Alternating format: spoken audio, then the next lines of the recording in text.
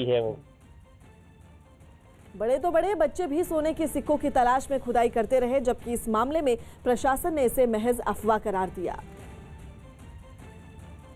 जो पटवारी हैं वो भी नजर रखे हुए हैं। वैसे बड़े मात्रा में ऐसी कुछ चीज नहीं मिल रही है, लेकिन उन लोगों की ज्यादा से ज्यादा सोने के सिक्के मिलने से अमीर बनने की आस नहीं टूटी। नदी किनारे बड़ी संख्या में लोग सोने के सिक्के ढूंढने में जुटे रहे। एक तकनीकी खामी के चलते पूरे पाकिस्तान में शनिवार देर रात अचानक एक साथ बिजली गुल हो गई। कराची, इस्लामाबाद, लाहौर, पेशावर और रावलपिंडी समेत कई अहम शहर पूरी तरह से अंधेरे में डूब गए। कुछ ही देर में ट्विटर पर #ब्लैकआउट ट्रेंड करने लगा। इस बारे में शुरुआत में तो कोई जानकारी नहीं थी, लेकिन बाद में ऊर्जा मंत्रालय ने ट्विटर के जरिए सूचना दी। मंत्रालय की ओर से मिली जानकारी के मुताबिक ये तकनीकी खामी 11:41 पर हुई। मंत्रालय ने लोगों से संयम बरतने को कहा। आपको बता दें, इससे पहले जनवरी 2015 में भी ठीक ऐसा हुआ था। पाकिस्तान तकनीकी खामी के चलते कई घंटों तक बिना बिजली के रहा था। ये समझ नहीं आ रहा है कि ये पूरे पाकिस्तान की लाइट क्यों गई हुई है। बस अब तो अल्लाह पाक से दुआ करते हैं कि अल्लाह पाक पर रहम करे हमारे मुल्क पर। हमारे मुल्क के लोग पहले ही इतना डरे में। घर से निकला, मैंने कहा हमारे घर की लाइट नहीं है। बाहर निकला तो तकरीबन सब जगह पे अंधेरा हुआ है। तो मैं हैरान हो गया। मैंने कहा यार ये तो पूरे कराची में लाइट नहीं है, कारोबार बंद है, सब ठप हुआ है। महाराष्ट्र के भंडारा में नवजात की मौत मामले में सीएम उद्धव ठाकरे आज परिजनों से मुलाकात करेंगे। महाराष्ट्र के मुख्यमंत्री उद्धव ठाकरे दोपहर 12 बजे भंडारा के अस्पताल का दौरा कर मारे गए बच्चों के परिवार से मुलाकात करेंगे। अस्पताल में लगी आग में झुलसकर 10 बच्चों की मौत हो गई थी। केंद्र सरकार के 3 कृषि सुधार कानूनों के खिलाफ 15 जनवरी को कांग्रेस देश भर में प्रदर्शन करेगी। हिमाचल प्रदेश के धर्मशाला और कांगड़ा के करेरी में 4.2 तीव्रता के भूकंप के झटके महसूस किए गए। हैदराबाद में कांग्रेस कार्यकर्ताओं ने कृषि सुधार कानूनों के खिलाफ प्रदर्शन किया। बिहार चुनाव में पार्टी के प्रदर्शन को लेकर जेडीयू के राज्य कार्यकारिणी की 3 बैठक हुई। बैठक के बाद जेडीयू नेता जय कुमार सिंह ने एलजेपी पर चुनाव में भ्रम फैलाने की कोशिश करने और बीजेपी मतदाताओं को गुमराह करने का आरोप लगाया। रणनीति और कंफ्यूजन पैदा की, उसके वजह से भाजपा का वोट भ्रमित हुआ, जिसके वजह से हम लोग का नुकसान हुआ। जम्मू कश्मीर के चिनैनी नाशरी टनल के पास मिनी बस पलटने से कटरा जा रहे 10 सैलानी घायल हो गए। सभी घायलों को अस्पताल में भर्ती करवा दिया गया। उत्तराखंड के मुख्यमंत्री त्रिवेंद्र सिंह रावत ने अधिकारियों के साथ बैठक कर कोरोना वैक्सीनेशन की तैयारियों का जायजा लिया। झारखंड विधानसभा के अध्यक्ष रविंद्रनाथ महतो कोरोना पॉजिटिव पाए गए। उन्हें रांची के रिम्स अस्पताल में भर्ती करवाया गया। असम के मुख्यमंत्री सर्बानंद सोनोवाल ने गुवाहाटी में महिलाओं और वरिष्ठ नागरिकों के लिए मुफ्त बस सेवा की शुरुआत की। इंडोनेशिया में विमान हादसे की खबर है। राजधानी जकार्ता से उड़ान भरने के तुरंत बाद विमान समंदर में क्रैश कर गया। विमान में कुल 62 लोग सवार थे। इंडोनेशिया के परिवहन मंत्री के मुताबिक 62 यात्रियों और चालक दल के सदस्यों के साथ विमान समुद्र में क्रैश हो गया। इंडोनेशिया अधिकारियों ने विमान के संदिग्ध मलबे का पता लगा लिया है। इससे पहले आए शुरुआती रिपोर्टों में कहा गया कि विमान का जकार्ता एयरपोर्ट से उड़ान भरने के 4 मिनट के भीतर ही संपर्क टूट गया था।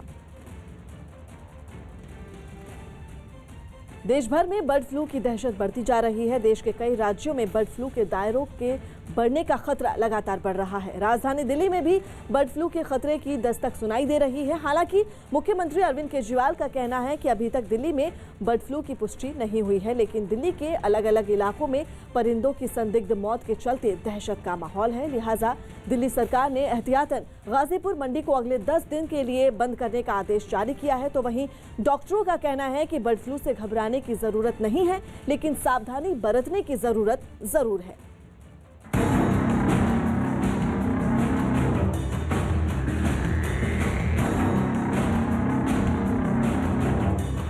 कोरोना काल में बर्ड फ्लू।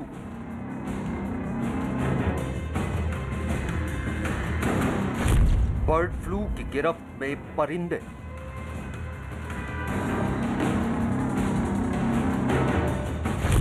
बढ़ रहा बर्ड फ्लू का दायरा।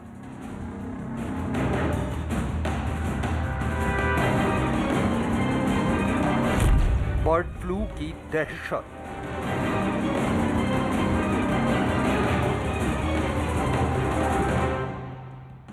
कोरोना काल में बर्ड फ्लू फैलने की वजह से देश में इसकी दहशत भी फैलती जा रही है। शुक्रवार को दिल्ली में भी बर्ड फ्लू की दहशत की दस्तक सुनाई दी। शुक्रवार को दिल्ली के मयूर विहार फेज 3 के एक बाग में कुछ मरे हुए कौवे पाए गए थे। शनिवार को संजय झील के बाग में भी मरे हुए कौवे मिले। ईस्ट दिल्ली में जहाँ पर भी पक्षी की मोर्टेलिटी ज़्यादा नज़र आती है हमें, जैसे ये मयूर विहार फेज 3 में हुआ था और आज यहाँ पर संजय झील में हुआ है, डक की डेथ हुई है। और नंबर ज़्यादा होता है तो हम तुरंत वहाँ जाते हैं, उसमें से हम कुछ सैंपल उठा लेते हैं और उनको लेबोरेटरी एग्जामिनेशन के लिए भेज देते हैं। और जो बाकी डक हैं उनको गड्ढा खोद के और पक्षी मरे हुए डालते हैं उसमें। लिहाजा दिल्ली सरकार की रैपिड रिस्पांस टीम फौरन मौके पर पहुंची और मरे हुए कौवों को वहीं दफना दिया गया। इसके साथ ही वो कुछ मरे हुए कौवों में बर्ड फ्लू की जांच करने के लिए उन्हें अपने साथ ले गए। बतख मर रहे हैं, उन्हें इस तरीके से गड्ढा खोदकर दफनाया जा रहा है। दफनाने के बाद उसके ऊपर चूना डाला जा रहा है ताकि डिसइंफेक्शन हो जाए। जो आसपास की जो मिट्टी है और जो उन पक्षियों को जो भी बीमारी रही है वो कहीं फैले ना, इस वजह से डिसइंफेक्शन के लिए चूने का इस्तेमाल यहाँ पर किया जा रहा है। बताया जा रहा है कि आज सुबह 10 बतख यहाँ पर मरे हुए मिले। कई बतखों की हालत खराब फिलहाल यहाँ पर बताई जा रही है। ऐसे में दिल्ली सरकार की जो वेटनरी टीम है वो यहाँ पर पहुंची है और सैंपलिंग के लिए यहाँ से बतखों को लेकर जा रही है। मयूर विहार फेज 3 और संजय झील पार्क के अलावा पश्चिमी दिल्ली के स्वरूप नगर इलाके में भी मरे हुए कौवों की खबर आई। इन कौवों की मौत बर्ड फ्लू के चलते हुई या नहीं, ये तो जांच के बाद ही साफ हो पाएगा। अलबत्ता इस खबर के बाद से लोगों में दहशत जरूर फैल गई। हमने नोटिस किया कि 2 कौवे तो यहाँ पेड़ के नीचे और एक कौवा उस तरफ, तो हमने एकदम दिमाग में वही चीज़ आई कि ये कौवे गांव में और बर्ड फ्लू फैला सकते हैं। हो सकता है ये बर्ड फ्लू से ही गए हों। डर है जी, बिल्कुल हमें आशंका है इस चीज़ की। दिल्ली में बर्ड फ्लू की बढ़ती दहशत को देखते हुए मुख्यमंत्री अरविंद केजरीवाल ने एक प्रेस कॉन्फ्रेंस की और कहा कि अभी तक दिल्ली में परिंदों में बर्ड फ्लू फैलने की पुष्टि नहीं हुई है, लेकिन सरकार ने एहतियातन गाजीपुर मंडी को 10 दिनों के लिए बंद करने का आदेश जारी कर दिया है। जबकि दिल्ली में दूसरे राज्यों से मुर्गे मुर्गियों के आयात पर भी प्रतिबंध लगा दिया। दिल्ली के मुख्यमंत्री अरविंद केजरीवाल ने दावा किया कि बर्ड फ्लू की रोकथाम के लिए रैपिड रिस्पांस टीम बना दी गई है और पशुपालन विभाग के अधिकारी भी लगातार हालात पर नजर बनाए हुए हैं। दिल्ली के अंदर लाइव बर्ड्स के इंपोर्ट पे आज से कंप्लीट बैन लगाया जा रहा है। बाहर से कोई भी लाइव बर्ड्स इंपोर्ट नहीं अलाउ किए जाएंगे। और दूसरा, गाजीपुर पोल्ट्री मार्केट जो है दिल्ली की, उसको 10 दिन के लिए बंद किया जा रहा है। ये आज दोनों निर्णय लागू किए जा रहे हैं और जैसा मैंने बताया कि सोमवार को जब रिजल्ट्स आएंगे और जो भी उचित कदम उठाने की ज़रूरत है वो सभी कदम उठाए जाएंगे। दिल्ली सरकार के गाजीपुर मंडी बंद करने के आदेश पर मंडी में काम करने वाले लोगों का कहना है कि वो सरकार के फैसले के साथ हैं। 10 दिन के लिए बंद कर दिया है मंडी को, और जो बाहर से जितना भी लाइव बर्ड्स आएगा उसके इंपोर्ट पर बैन लगा दिया गया है। क्या कहेंगे आप? हालांकि यहाँ ऐसी कोई समस्या है नहीं, लेकिन उसके बावजूद गवर्नमेंट ने जो फैसला लिया है हम गवर्नमेंट के साथ हैं। अच्छा। बिल्कुल हम इस चीज़ का गवर्नमेंट का समर्थन करते हैं। अभी तक देश के 6 राज्यों हिमाचल प्रदेश, हरियाणा, मध्य प्रदेश, गुजरात, राजस्थान और केरल में बर्ड फ्लू की पुष्टि हो चुकी है। देश में बर्ड फ्लू की बढ़ती दहशत के बीच केंद्रीय मंत्री गिरिराज सिंह ने कहा कि केंद्र ने इस पर अक्टूबर 2020 में ही राज्यों को एडवाइजरी जारी कर दी थी और बर्ड फ्लू से डरने की कोई जरूरत नहीं है। देखिए, डरने की कोई बात नहीं है। विश्व पशु संगठन ने जो निर्देशन दिया, हमने अक्टूबर में पूरे राज्यों को देश में एडवाइजरी जारी कर दी। उसके प्रोटोकॉल वेबसाइट पर हैं और विश्व पशु संगठन ने जो कहा है कि ये पशु से, पक्षी से आदमी में नहीं आता और ये बढ़िया अच्छे ढंग से पका के खाएं, कोई दिक्कत नहीं। बर्ड फ्लू की दहशत मध्य प्रदेश तक पहुंच चुकी है। डर के माहौल के चलते लोग अब इतना एहतियात बरत रहे हैं कि अंडा और चिकन तक खाना छोड़ दिया है। हमारी टीम ने भोपाल में बर्ड फ्लू के बढ़ते खतरे पर रेस्टोरेंट मालिक और ग्राहकों से बात की। उनका कहना है कि अगर चिकन पकाते वक्त कुछ एहतियात बरते जाए तो उनमें संक्रमण की कोई गुंजाइश नहीं रहती और चिकन खाने वाले को भी संक्रमण का खतरा नहीं रहता। बर्ड फ्लू का खतरा, लेकिन खतरा कब तक? जब तक आप कुछ एहतियात नहीं बरतते। देखिए, मिसाल के तौर पर ये तंदूर का चिकन बन रहा है। यहाँ तंदूर के चिकन के लिए बकायदा तंदूर में चिकन को डाला गया है और तंदूर को देखिए, बिल्कुल तंदूर पूरी तरह से इतनी तेज आंच आ रही है और उसमें इस तंदूर को पकाया जा रहा है। साथ ही साथ इसके पहले इसको मैरिनेट किया गया, उसके पहले उसकी अच्छे से सफाई की गई। और सफाई करने के साथ साथ हम एक चीज समझने की कोशिश करते हैं, ये तंदूर में जो आप चिकन बना रहे हो और बर्ड फ्लू के खतरे की बात हो रही है, कितना आपको लगता है? देखिए, ये जो चिकन पकता है 300 डिग्री प्लस उस आंच में पकता है, जबकि WHO कह रहा है 70 डिग्री तक अगर आपका चिकन पक रहा है तो उसमें जितने भी बैक्टीरिया वो सब खत्म हो जाते हैं। इसकी आंच इतनी गर्म है, 300 डिग्री प्लस उस आंच में पक रहा है चिकन, तो इसमें कोई खतरा नहीं है, ये अपन खा सकते हैं और हम भी खा रहे हैं, हमारे बच्चे भी खा रहे हैं। लेकिन जो कस्टमर हैं, जो खाते हैं, चिकन खाते हैं, उनको देखते हैं उनके मन में कितना डर है। उनको जानते हैं कि आप जो चिकन खाने के लिए आपको चिकन सर्व हो रहा है और चिकन खाने के लिए आप आए हैं, तो मतलब ये बर्ड फ्लू के इस खतरे के बीच में ये आप जो चिकन खा रहे हैं, आपने बकायदा तंदूर में आपका ये चिकन बना हुआ है। जी, तो बर्ड फ्लू खतरा जरूर है, पर हम लोग को एक्चुअली में ये पता है साहब कि वीरादी हट्टी में जो भी चिकन आ रहा है वो जो सोर्स है उसका वो सेफ है।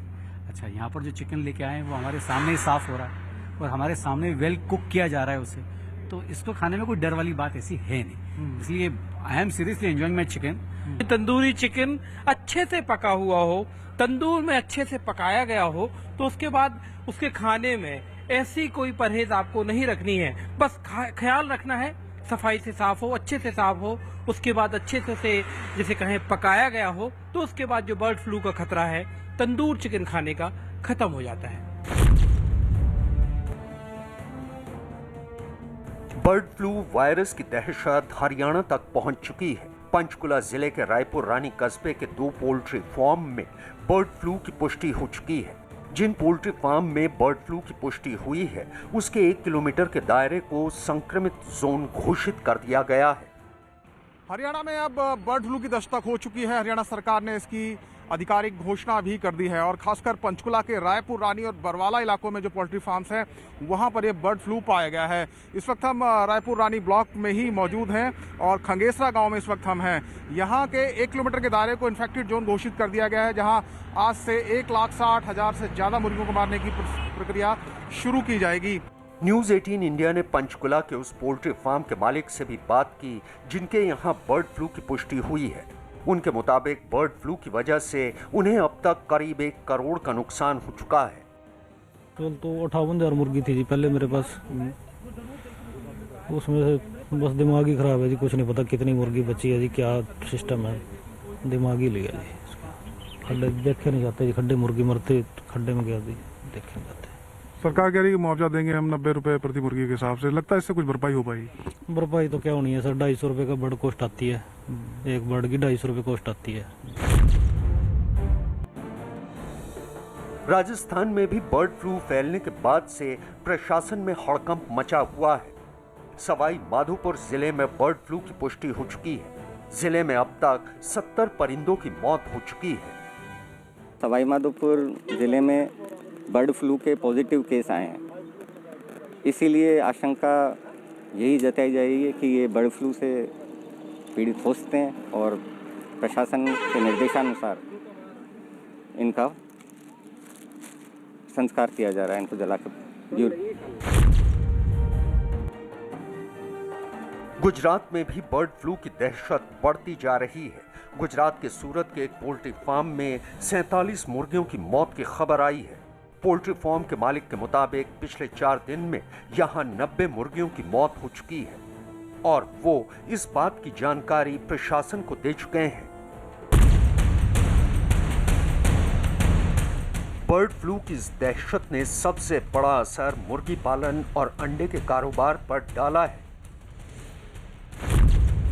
एक अनुमान के मुताबिक मध्य प्रदेश में मुर्गी और अंडे का करीब 3000 करोड़ का कारोबार होता है, जबकि हिमाचल में मुर्गा और अंडे का 90 करोड़ सालाना का कारोबार है, जिसमें मीट और अंडा शामिल है। हरियाणा का करीब 5000 करोड़ का सालाना बिजनेस है मुर्गी पालन का, जिसमें 2 करोड़ रोजाना अंडों का प्रोडक्शन और 2.5 करोड़ मुर्गियां आती हैं। राजस्थान में 2500 मुर्गी फार्म है, जिनमें सालाना 2000 करोड़ से ज्यादा का कारोबार है। अजमेर में सबसे ज्यादा 1100 मुर्गी फार्म है, जहां रोजाना 2 करोड़ के अंडों की बिक्री होती है। बर्ड फ्लू की महामारी के फैलने और खास तौर पर चिकन में फैली बीमारी की वजह से लोगों में जबरदस्त दहशत फैल गई है। हालांकि डॉक्टरों का कहना है कि इस बीमारी से ज्यादा घबराने की जरूरत नहीं है। डॉक्टरों का कहना है कि साल 2003 से अब तक दुनिया में केवल 700 लोगों में ही इस बीमारी के लक्षण मिले हैं। डॉक्टरों का कहना है कि मुर्गे और अंडा खाने में कोई दिक्कत नहीं है, जरूरी है इसे पकाकर खाया जाए। देखिए, चिकन खाने वालों के, चिकन खाने भाइयों को मेरा अनुरोध है कि कृपया वो घबराए ना, बाकायदा उसका उपयोग कर सकते हैं। उसके लिए लेकिन सावधानी बरतने की आवश्यकता है। जैसा कि पहली बात तो अच्छी दुकान से ख़रीदें, साफ़ सुथरी दुकान से ख़रीदें, और दूसरी बात यह है कि बनाते समय उसको बाकायदा साफ़ सुथरा धोएं और उसके बाद उसको कम से कम 70 डिग्री सेंटीग्रेड में ज़रूर पकाएं। मेरा कहना तो ये है कि अगर अपन जो इस पर आमलेट बनाया जाता है उसका अगर तापमान के ऊपर बात करें तो उसका तापमान 100 से ऊपर होता है, तो वहाँ पर जो अंडा बनाया जाता है, आमलेट बनाया जाता है, तो उसमें भी पूरी संभावना है कि वो सुरक्षित होगा। डॉक्टरों के मुताबिक बर्ड फ्लू आमतौर पर पक्षियों की लार और मलमूत्र से ही फैलता है, इसलिए उन लोगों को सावधान रहने की ज़रूरत है जो मुर्गी पालन क्षेत्र में काम करते हैं, क्योंकि बर्ड फ्लू का सबसे ज़्यादा असर मुर्गों में ही देखने को मिलता है। जो इस समय हिंदुस्तान में 2 आए हुए हैं, H5N1 और H5N8, ये दोनों ही हैं। H5N1 पहले बहुत कॉमन था। तो ये जो है बर्ड्स में ऐसे भी जो एक्वेटिक बर्ड्स हैं, जैसे बतख हो गया, स्वाइन हो गया, इनमें जो है वो रिजर्वायर के रूप में रहते हैं, वो हमेशा रहते हैं, बट उनको कोई बहुत ज़्यादा प्रॉब्लम नहीं होती, बट उनमें रहते हैं। माइग्रेटिव बर्ड आते हैं, उनमें भी रहते हैं, बट कभी कभी जो है इनमें म्यूटेशन और इसके कारण से उसका रूप थोड़ा चेंज हो जाता है और वो उनके लिए भी खतरनाक होने लगता है। डॉक्टरों के मुताबिक अगर थोड़ी सावधानी रखी जाए और साफ सफाई का ध्यान रखा जाए तो बर्ड फ्लू के डर से बचा जा सकता है। ये ह्यूमन बीइंग में फैल सकता है अगर हम प्रॉपर हाइजीन ना रखें, या उसको अनकुक्ड है उसको खा लें, या उसको जैसे प्रोसेस कर रहे हैं, साफ सफाई कर रहे हैं, उसमें प्रॉपर नहीं करें, तो ह्यूमन बीइंग में वो फैल सकता है। तो अभी तक ये बहुत अच्छी बात है कि अभी तक ये ह्यूमन बीइंग में नहीं डिटेक्ट हुआ है। ये बहुत अच्छी बात है, क्योंकि शायद लोग भी आज साफ सफाई में विश्वास रखने लगे हैं। जिन राज्यों में बर्ड फ्लू फैल रहा है वहां प्रशासन सतर्क है और कुछ जगहों पर पड़ोसी राज्यों को भी अलर्ट किया गया है। यह खतरा ना फैले इसके लिए खतरे वाले इलाकों में दवा का छिड़काव करवाया जा रहा है। एक एक करके बर्ड फ्लू की दहशत कई प्रदेशों तक पहुंच गई है। इंदौर में तो चिकन बेचने पर पूरी तरह से रोक लगा दी गई है और चिकन की दुकानें बंद हैं, जबकि हिमाचल के पावटा साहिब में भी कौवों की मौत के बाद दहशत बढ़ गई है। एहतियात बरतते हुए जम्मू कश्मीर के पुंछ में प्रशासन ने सतर्कता बढ़ा दी, जबकि केरल में बर्ड फ्लू की पुष्टि के बाद हजारों मुर्गियों को मार दिया गया। केरल में भी बर्ड फ्लू के मामलों की पुष्टि के बाद हालात लगातार बिगड़ते जा रहे हैं। वहां अब तक 45,000 से ज्यादा मुर्गियां मारी जा चुकी हैं। वहां 2 जिलों को बर्ड फ्लू से प्रभावित घोषित किया जा चुका है। प्रशासन की तरफ से सैंपल जुटाने और लोगों के स्वास्थ्य की निगरानी बढ़ा दी गई है, जबकि राज्य सरकार की तरफ से पोल्ट्री चलाने वाले लोगों को मारी गई मुर्गियों के लिए मुआवजा देने का भी ऐलान कर दिया गया है। इन जिलों में बर्ड फ्लू के मामलों पर नजर रखने के लिए 29 टीमों का गठन भी कर दिया गया।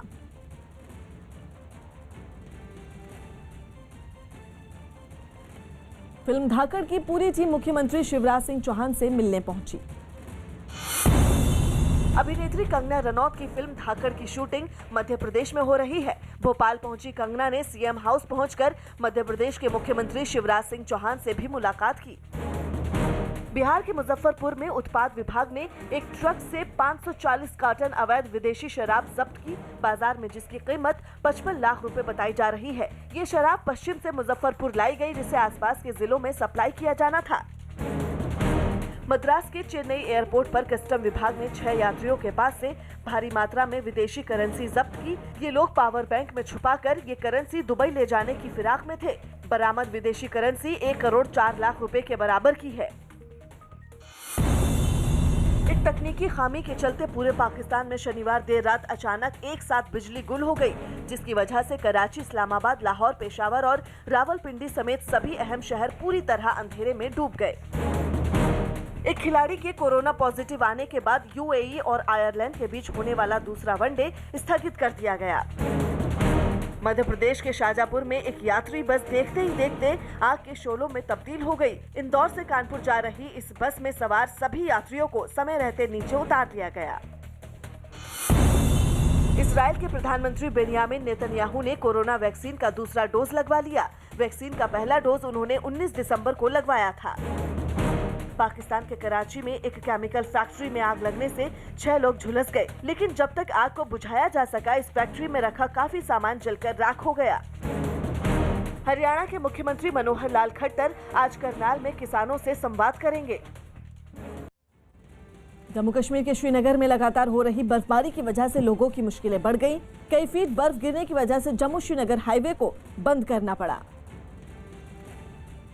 क्योंकि भारी बर्फबारी की वजह से वहां की सड़कों पर बर्फ की परत बिछ गई। ज्यादातर सड़कों पर सन्नाटा पसर गया, लेकिन जो लोग बर्फबारी के बीच जरूरी काम से अपनी गाड़ियां लेकर बाहर निकले, उन्हें हालात से दो चार होना पड़ा। सड़कों पर फिसलन थी, जिसकी वजह से गाड़ियां उन पर संभल कर रेंगती नजर आईं। इतना ही नहीं, मूसलाधार बर्फ गिरने से कई गाड़ियों की छतों पर थोड़ी ही देर में बर्फ जम गई। कई इलाकों के रास्ते बंद होने से लोगों की चुनौती भी दोगुनी हो गई। हड्डियों को जमा देने वाली ठंड में ज्यादातर लोग अपने घरों में ही दुबके नजर आए, लेकिन रोजमर्रा के काम की वजह से जो लोग घरों से निकले, उन्हें कई तरह की मुश्किलों से दो चार होना पड़ा। यहाँ के लोगों के लिए बर्फबारी से नुकसान ही है, क्योंकि घरों से निकल नहीं पाते हैं। हालांकि 2 दिन पहले कश्मीर घाटी में बर्फबारी थम गई थी, लेकिन एक बार फिर शुरू हुई बर्फबारी ने पूरी घाटी को फिर से सफेद चादर से ढक दिया।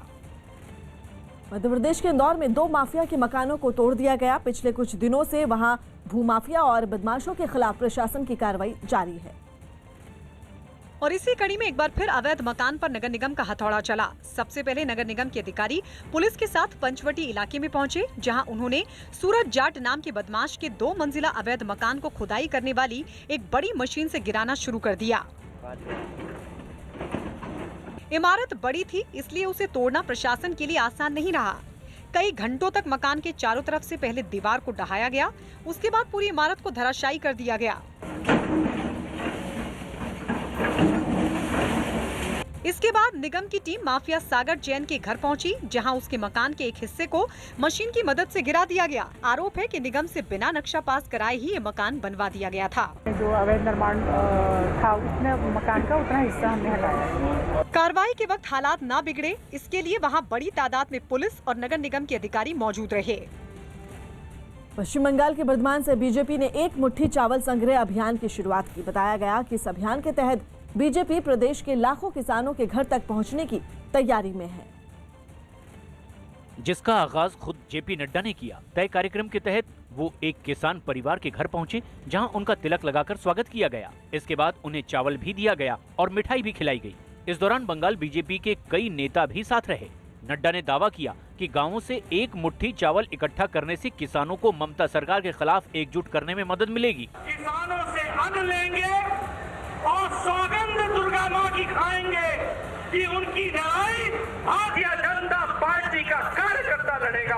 अभियान की शुरुआत के बाद जेपी नड्डा की अगुवाई में बीजेपी ने भव्य रोड शो किया। इस कार्यक्रम में हजारों की भीड़ शामिल दिखी। हर तरफ बीजेपी का झंडा लहराता दिखा। इससे पहले बीजेपी अध्यक्ष जेपी नड्डा ने बंगाल में बीजेपी सरकार के आने का दावा किया। आपने तय कर लिया है, ममता का जाना निश्चित है और भाजपा का आना तय है। इतना ही नहीं, नड्डा अपने बर्धमान दौरे के दौरान किसानों से जुड़े कई कार्यक्रमों में भी शामिल हुए। इतना ही नहीं, उन्होंने एक किसान के घर जाकर जमीन पर बैठकर खाना भी खाया। इसके अलावा नड्डा ने बर्धमान पहुंचते ही सबसे पहले राधा गोविंद मंदिर में पूजा की। उत्तर प्रदेश के बहराइच से एक डरा देने वाला वीडियो सामने आया, जिसमें कुछ झोपड़ियां आग में धधकती हुई दिखाई दी। ये आग कैसे लगी इसका पता नहीं चल पाया। लेकिन आग लगने के बाद हरखापुर गांव की कई झोपड़ियां तेज लपटों में घिरी दिखाई दी। डराने वाली इन तस्वीरों ने लोगों को दहशत में भर दिया और वहां अफरा तफरी मच गई। आसपास के कुछ लोग मदद के लिए घटना वाली जगह पहुंचे, लेकिन हर तरफ घास की वजह से उसे बुझाना आसान नहीं था। घास से बनी झोपड़ियों में लगी थी और उससे आग के साथ साथ काला धुआं निकल रहा था। इस बीच कुछ लोग बाल्टी की मदद से आग पर पानी फेंकते दिखाई दिए, लेकिन ये ऊंट के मुंह में जीरे के बराबर था। कंगना रनौत अपनी फिल्म की शूटिंग के सिलसिले में इन दिनों भोपाल में है। शूटिंग शुरू होने से पहले मध्य प्रदेश की पर्यटन एवं संस्कृति मंत्री उषा ठाकुर ने कंगना का स्वागत किया। ऐसे में कंगना ने वहां पहुंची मीडिया से बातचीत की। बातचीत में कंगना ने लव जिहाद कानून का समर्थन किया।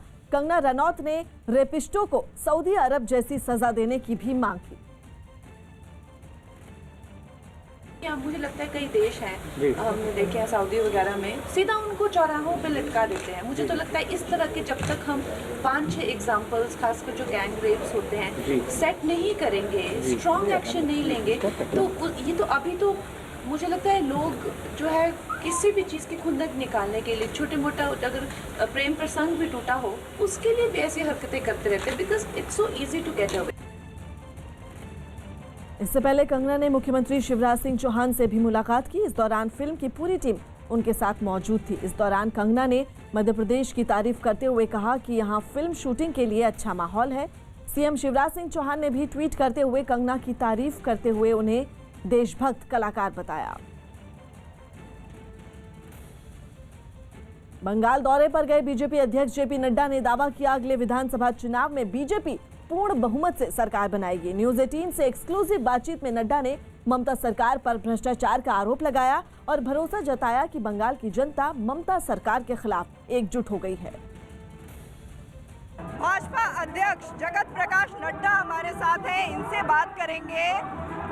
पिछली बार आप आए थे तो पत्थर बरसाए गए थे, इस बार जनता फूल बरसा रही है। उस समय भी फूल ही बरसा रही थी। टीएमसी के लोग प्रजातांत्रिक व्यवस्था में विश्वास नहीं करते। उनकी जो संस्कृति है वो फिजिकल लिक्विडेशन से लेकर प्रशासन के राजनीतिकरण और राजनीतिकरण के साथ साथ भ्रष्टाचार को संस्थागत बनाना, ये टीएमसी का कल्चर। प्रजातांत्रिक तरीके से लोगों ने तय कर लिया है ममता को उखाड़ फेंकना, टीएमसी को नमस्कार कर देना और भारतीय जनता पार्टी का स्वागत है। आपने एक नया अभियान शुरू किया है, एक मुठो चावल, क्या इसके पीछे क्या कारण है? देखिए, ममता जी ने यहाँ हर एक वर्ग के साथ अन्याय किया, गरीबों के साथ, दलितों के साथ, महिलाओं के साथ,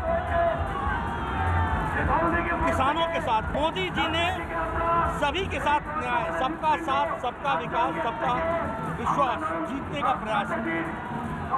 किसानों के साथ बहुत बड़ा अन्याय हुआ, किसान सम्मान निधि लागू नहीं की, लगभग 73 से 76 लाख किसान इससे वंचित रहे। हमने तय किया है, सौगंध खाई कि हम किसान का अन्न खाकर कृषक सुरक्षा अभियान इसको हम चलाएंगे, कृषि भोज करेंगे, 40,000 ग्राम सभाएं करेंगे, 40,000 ग्राम सभाओं में शपथ लेंगे और हमारी सरकार आएगी, हम किसानों को न्याय दिलाएंगे। पश्चिम बंगाल में विधानसभा चुनावों का वक्त जैसे जैसे नजदीक आ रहा है, सियासी सरगर्मियां और आरोप प्रत्यारोप का दौर भी जोर पकड़ता जा रहा है। इसी कड़ी में शनिवार का दिन बीजेपी के लिए कई मायनों में अहम रहा। राज्य के बर्धमान जिले में बीजेपी के राष्ट्रीय अध्यक्ष जेपी नड्डा के एक दिन के दौरे ने टीएमसी के खेमे में हड़कंप मचा दिया। इस दौरान जेपी नड्डा ने टीएमसी को घेरने के लिए बीजेपी के एक बेहद खास प्लान की शुरुआत की।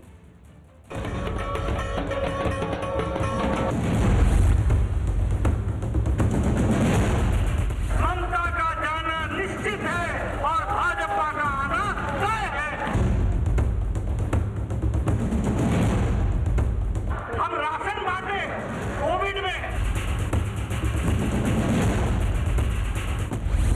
बंगाल में जेपी नड्डा की हुंकार।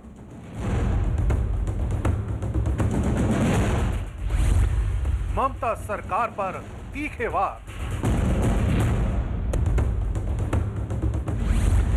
कमल खिलाने के लिए किलेबंदी।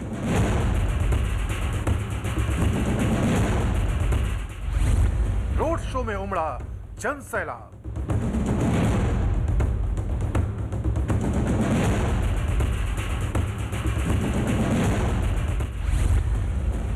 दिसंबर 2020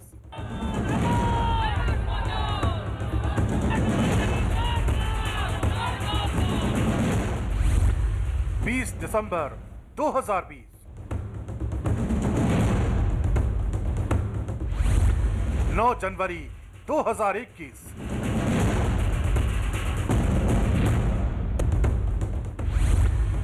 9 जनवरी 2021 पश्चिम बंगाल की सियासत में तारीख दर तारीख जो तस्वीरें आ रही हैं वो साफ इशारा करती हैं कि बंगाल में जरूर कुछ नया होने वाला है। वर्धमान में बीजेपी की हुंकार बताती है कि ममता बनर्जी के दुर्ग को ढहाने के लिए पार्टी ने किस कदर एड़ी चोटी का जोर लगा रखा है। स्वागत की ऐसी तस्वीरें कि आंखें चौंधिया उठी। पूरा शहर भगवामय हो उठा। जगह जगह इस काफिले के स्वागत के लिए भव्य इंतजाम किए गए थे कि इसी बीच जेपी नड्डा ममता सरकार के खिलाफ मुखर हो उठे। जिस तरीके का इशारा करता हूं उस तरीके का जवाब देते। और ये बीजेपी के कार्यकर्ता नहीं है, ये साधारण बंगाल की जनता जो रिस्पॉन्ड कर रही है। इसलिए प्रजातांत्रिक तरीके से लोगों ने तय कर लिया है ममता को उखाड़ फेंकना, टीएमसी को नमस्कार कर देना और भारतीय जनता पार्टी का स्वागत करना। बीजेपी के राष्ट्रीय अध्यक्ष जेपी नड्डा का जय घोष बताता है कि बंगाल में आर पार की लड़ाई के लिए पार्टी किसी भी कीमत पर 1 इंच भी पीछे हटने को तैयार नहीं है। साथ ही जेपी नड्डा ने यह भी दावा किया कि जिस तरह की भीड़ रोड शो और रैली में देखने को मिल रही है वो अपने आप में बताती है कि बंगाल बीजेपी का स्वागत करने को बेताब है। जो आपकी तालियां हैं, ये जो आपकी गड़गड़ाहट है, ये जो आपकी खुशी है, वो बताता है कि पश्चिम बंगाल की जनता ने अपना मन बना लिया है। वो भारतीय जनता पार्टी को स्वागत करने के लिए आतुर खड़ी है। ये हमारी जिम्मेवारी है कि हम आगे बढ़ करके पश्चिम बंगाल में आगे अपनी सरकार बनाएं और जनता का आशीर्वाद प्राप्त। अपने प्रचार अभियान में बीजेपी ने इस कदर आक्रामक रुख अपना रखा है कि पार्टी की तरफ से लगातार इस बात का दावा किया जा रहा है कि अब बंगाल से ममता सरकार जाने वाली है। हेलीपैड से लेकर के यहाँ तक सारा रास्ता आपने जिस तरीके से गर्मजोशी से मेरा स्वागत किया और जिस गर्मजोशी के साथ आप इतनी बड़ी संख्या में यहाँ उपस्थित हुए हैं, यह बताता है कि आपने तय कर लिया है ममता का जाना निश्चित है और भाजपा का आना तय है। बंगाल के वर्धमान में एक दिन के दौरे पर पहुंचे जेपी नड्डा ने ममता सरकार को घेरने के लिए एक खास तरह का प्लान तैयार किया। उन्होंने जगदानंदपुर से एक मुट्ठी चावल संग्रह अभियान की शुरुआत की। इस अभियान के दौरान बीजेपी कार्यकर्ता राज्य की 40,000 ग्राम सभाओं में जाकर किसानों से अन्न लेंगे, जिसका मकसद उन 73 लाख किसानों तक पहुंचना है जिन्हें पीएम किसान सम्मान निधि का लाभ नहीं मिला। जेपी नड्डा का दावा है कि इससे किसानों को ममता सरकार के खिलाफ एकजुट करने में मदद मिलेगी। किसानों के जुड़ने का यह अभियान 24 जनवरी तक चलेगा। ये कृषक सुरक्षा अभियान की शुरुआत की है। एक मुट्ठी चावल जो मैंने किसानों से दान लिया है और आगे जाकर के गांव में भी मैं उनसे दान लेने वाला हूं। इस तरीके से आज से लेकर के 24 तारीख तक हमारे कार्यकर्ता 40,000 ग्राम सभाओं में जाकर किसानों से अन्न लेंगे और सौगंध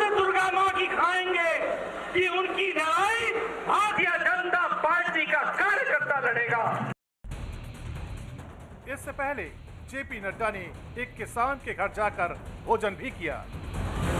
इस दौरान जेपी नड्डा ने दावा किया कि मोदी सरकार ने किसानों की आमदनी बढ़ाने के लिए एक के बाद एक कई काम किए और एमएसपी बढ़ाने के साथ स्वामीनाथन कमीशन की सिफारिशें भी लागू की। कि मोदी तुम आगे बढ़ो, किसान तुम्हारे साथ है, पश्चिम बंगाल के लोग तुम्हारे साथ, किसान की आवाज तुम्हारे साथ, और किसान की आवाज क्यों ना रहे मोदी जी के साथ।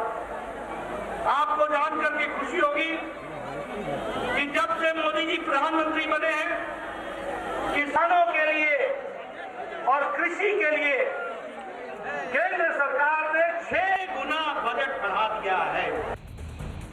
इतना ही नहीं, इस दौरान जेपी नड्डा ने कृषि कानूनों पर पैदा हुए भ्रम को एक बार फिर दूर करने की कोशिश की।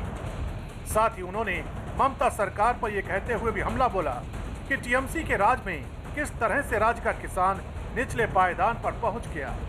आज मुझे दुख के साथ कहना पड़ता कि 29 राज्यों में किसान को सबसे कम 24वें स्थान पर पश्चिम बंगाल का किसान है, जिसको उपज का जो पैसा मिलता है वो 24वें स्थान पर है। यानी सबसे कम 29 स्टेट्स में से 24वें स्थान पर किसान बंगाल का खड़ा है। ये ममता जी ने हाल खड़ा कर दिया। जेपी नड्डा ने ममता सरकार पर भ्रष्टाचार को लेकर भी जोरदार वार किया। अगर हम अम्फान की बात करें, यहाँ का कल्चर कट मनी कल्चर, चौल चोर, त्रिपाल चोर, सिंडिकेट, कोल का, कोयले का, झमेला कोयले का भ्रष्टाचार, बालू चोर, मतलब ये क्या सरकार बना दी।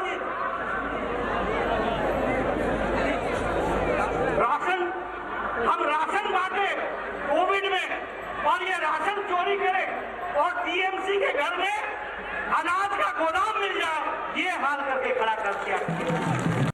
लेकिन इन तमाम बातों से पहले जेपी नड्डा कटवा स्थित राधा गोविंद मंदिर भी पहुंचे।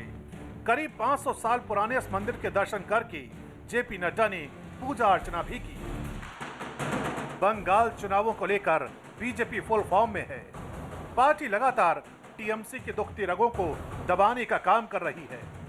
यही वजह है कि टीएमसी भी बीजेपी पर पलटवार का कोई मौका नहीं छोड़ रही। बंगाल की जनता तैयार है कि लोहे लोहे को काटते हैं, लोहे से आपको लड़ाई के मुकाबला करने के लिए खाली टाइम का इंतजाम। भले ही टीएमसी बेफिक्री के दावों के साथ बीजेपी पर हमलावर हो, लेकिन अंदर खाने पार्टी की हालत लगातार आने वाले खतरों के लिए इशारा कर रही है, क्योंकि सिर्फ बीजेपी ही टीएमसी के लिए मुसीबत नहीं है।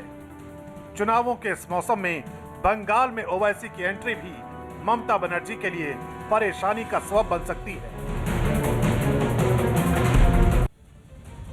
पाकिस्तान के कराची में केमिकल फैक्ट्री में भीषण आग लगने से 6 लोग झुलस गए। बताया गया कि वहां धमाके के बाद आग फैक्ट्री में फैलती चली गई और कुछ ही देर में उसने ऐसा कोई कोना नहीं छोड़ा जो सुलग ना रहा हो। जरा जरा सी जगहों से भी आग की लपटें झांकती दिखी और पूरे इलाके में काला धुआं छा गया। 4 से 5 बंदे थे, जख्मी थे, उनके कपड़े वगैरह फटे हुए थे। हम अपने कपड़े दिए उनको। फैक्ट्री के धधकने की खबर भी आग की तरह फैली, जिसके बाद फायर ब्रिगेड की कई गाड़ियां वहां पहुंच गईं। कहीं बाउंड्री वॉल में छेद करके पानी की बौछार की गई तो कहीं अंदर जाकर आग को बुझाया गया। तीसरे दर्जे की आग थी और ये काबू पा लिया गया। लेकिन जब तक आग को बुझाया जा सका, इस घटना में काफी सामान जलकर राख हो चुका था, जिस वजह से काफी नुकसान हुआ। केंद्रीय गृह मंत्री अमित शाह से मुलाकात के बाद पश्चिम बंगाल के राज्यपाल जगदीप धनखड़ ने ममता सरकार पर बड़ा हमला बोला। जगदीप धनखड़ ने कहा कि बंगाल में सुरक्षा व्यवस्था खतरे में है, क्योंकि वहां अलकायदा पैर पसार रहा है और अवैध बम बनाने का काम चल रहा है। सिक्योरिटी एनवायरनमेंट कितना खतरे में है ये सार्वजनिक है। अलकायदा ने पांव पसार लिए। Illegal bomb making is rampant. Bombs की वजह से कितने लोग आहत हुए हैं। नियाटी का बॉम्ब ब्लास्ट कितना खतरनाक रहा है। हर सप्ताह मेरे पास खबर आती है इलीगल बॉम्ब एक्सप्लोजन की वजह से ये लोग मर गए। महाराष्ट्र